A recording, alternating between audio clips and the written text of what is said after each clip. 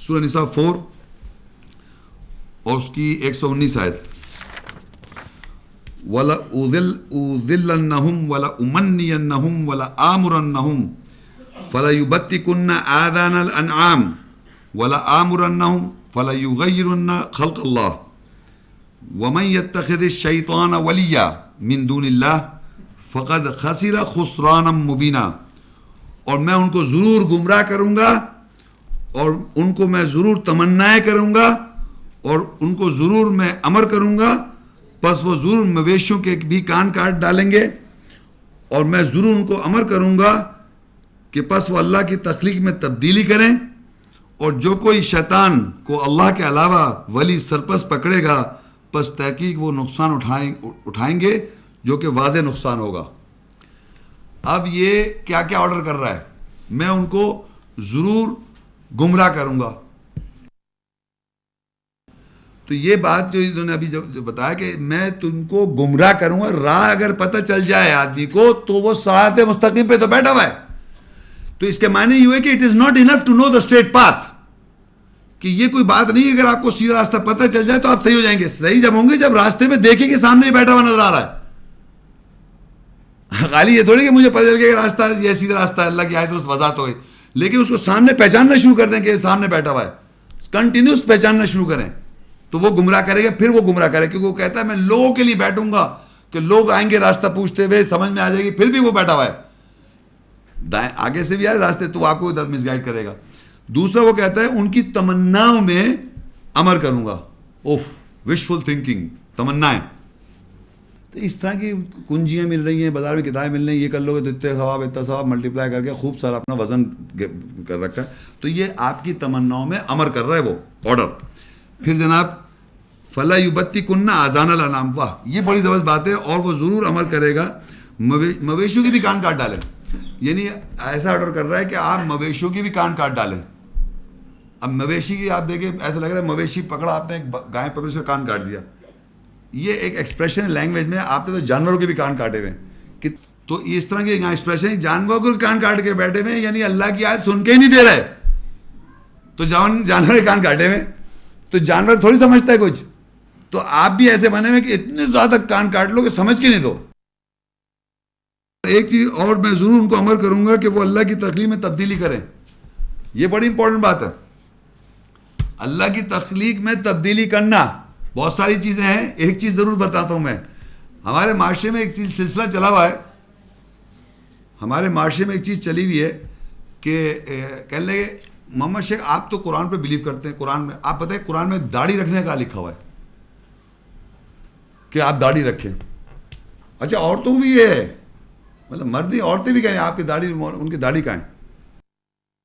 میں ان سے سوال کرتا ہوں، الٹا سوال ان سے کرتا ہوں کہ یہ بتائیے قرآن میں تو یہ آپ نے داڑھی جو کاٹی ہوئی ہے یہ کہاں لکھا ہے کہ آپ داڑھی کاٹ دیں.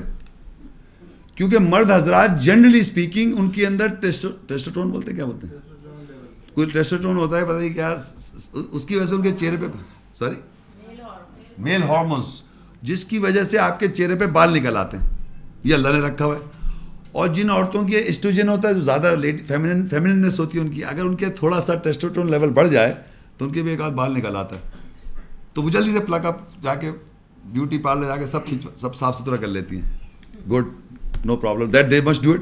اچھا ہے، اللہ تعالیٰ نے فیمنن بنایا، ان کی فیمننس زیادہ سامنے آنی چاہیے. تو آپ حضرات کس لیے کاٹ رہے ہیں اپنے چہرے، صاف ستھرے کس لیے کر رہے ہیں؟ تو میرے حضرات یہ ہے کہ یہ اللہ تعالیٰ نے آپ جتنے میسکولن میلز ہیں ان کے چہرے پہ اللہ تعالیٰ نے ایک قدرتی طور پہ داڑھی کا سسٹم رکھا ہے. اگر وہ کاٹ رہے ہیں تو ان کو جواب دینے سے کیوں کاٹی. رکھنا تو ایسے نارمل سی بات ہے. میں کہوں پوچھے شیخ صاحب نے سر پہ بال کیوں رکھے ہوئے ہیں؟ سر پہ بال رکھنا تھوڑی، بال تو ہوتے ہی سر پہ ہیں جیسے مردوں کے چہرے پہ داڑھی ہوتی ہے. کہنے تو پھر بنا کیوں رہے ہیں آپ؟ میں نے کون آدمی بھائی چھوڑ دوں کہ ناخن کاٹ رہا ہوں نہیں کاٹ رہا. تو اگر میں ناخن کاٹ رہا ہوں تو ایسی میں بال بھی کاٹ رہا ہوں سر کے، چھوڑ تھوڑی دوں گا کہ یہاں تک بال ہو جائے میرے. تو میں بال کاٹ رہا ہوں سر کے تو داڑھی بھی کاٹوں گا. داڑھی کاٹ نہیں رہا میں، داڑھی بالکل جس طرح ناخن کاٹ رہا ہوں اس طرح سر کے بال کاٹ رہا ہوں، اسی طرح میں داڑھی کے بال بھی نارمل رکھ رہا ہوں. ایک نارمل پروسیجر ورلڈ کا ہے. اگر آپ بالکل کلین شیو کر دیں گے سر کے بال تو کوئی پوچھ سکتا ہے بھائی آپ نے سر کے بال کیوں گنجے ہوئے, تو میں پوچھ سکتا ہوں آپ نے داڑھی کے بال کیوں کاٹے ہوئے ہیں. نارمل رہے جس طرح اللہ نے بنایا بال کا. لیڈیز کاٹ, اچھا لیڈیز اگر فرض کرو کل ہلکے ہلکے بال نکالے اور نہ نکالے پھر آپ کو کیسے لگے گا؟ کہنی ہلکی سی قدرت یہ نہیں کاٹ رہی میں, اور تمہیں دیکھے اس طرح غور سے کیا لگے گا؟ ہاں تو آپ سوچے اب آپ کاٹ کے اس کو کیا لگ رہا ہے؟ غیرن خلق اللہ, جو اللہ نے تخلیق کیا مرد کے چہرے پہ اگر بال دیے ہیں تو بال اس کے چہرے پہ ہونے چاہیے, لڑکی کے نہیں دیے تو ہیں تو نکال دے, وہ صحیح ہے, بالکل صحیح ہے, وہ بلیو کریں آپ. کا مقصد یہ تھا صرف اتنا سا کہ اللہ نے تو جو تخلیق مرد کو جیسا کیا یا عورت کو کیا اس میں آلٹریشن نہ کرے یا تبدیلیاں نہ کرے. اور شیطان جو ہے ضرور پکڑتا ہے, شیطان لوگوں دوست اللہ کے علاوہ جو کوئی پکڑے گا اللہ کے علاوہ, جو کوئی شیطان کو اللہ کے علاوہ سرپرست پکڑے گا پستا ہے کہ وہ نقصان اٹھائے گا جو کہ واضح نقصان ہوگا. یعنی ساری لیکچر اس باتوں میں بتانا ہے جو کوئی اس کو دوست بنا رہا ہے, اس کو پروٹیکٹر بنا رہا ہے, اس کو واضح نقصان پہنچ رہا ہے, واضح نقصان. تو اس لیکچر کا مقصد بیسک یہ ہے کہ ہم اس شیطانی جو وار ہیں اس کو ہم آئیڈینٹیفائی کر سکیں, ہم یہ سمجھ سکیں کہ ہم میں, اور اس وقت جب شیطان ہم پہ حملہ کر رہا ہے یا ہم پہ کس طرح وہ گمراہ کر رہا ہے تو ہم ڈفرینشیٹ کر سکیں کہ یہ شیطان ہے, یہ میں نہیں ہوں. عام طور پہ آپ یقین کیجئے اس حد تک بعض دفعہ شیطان ہمارے ساتھ ملوث ہے کہ ہم وہ اپنی ذات کا حصہ بن چکا ہے. ہم یہ کہتے ہیں کہ نہیں یار میں ایسا ہوں, میں ایسا ہوں. بیسیکلی وہ آپ نہیں ہیں, آپ کا وکٹمائز ہے آف دا شیطان. شیطان نے آپ کو مس کر رکھا ہے ہم سب کو. تو کس طریقے سے آج ڈفرینشیٹ ہو جائے گا کہاں شیطان آپ کو کس طرح کر رہا ہے, یہ دھوکہ دے رہا ہے, فریب دے رہا ہے, مایوس کر رہا ہے, سب چیزیں آپ کو آج پتہ چلیں گی انشاءاللہ. تو ہو سکتا ہے کچھ آیتیں ایسی بھی آ جائیں جو ابلیس کے ساتھ بھی ہوں, لیکن زیادہ تر وہ آیتیں آئیں گی جو شیطان سے ریلیٹڈ ہیں.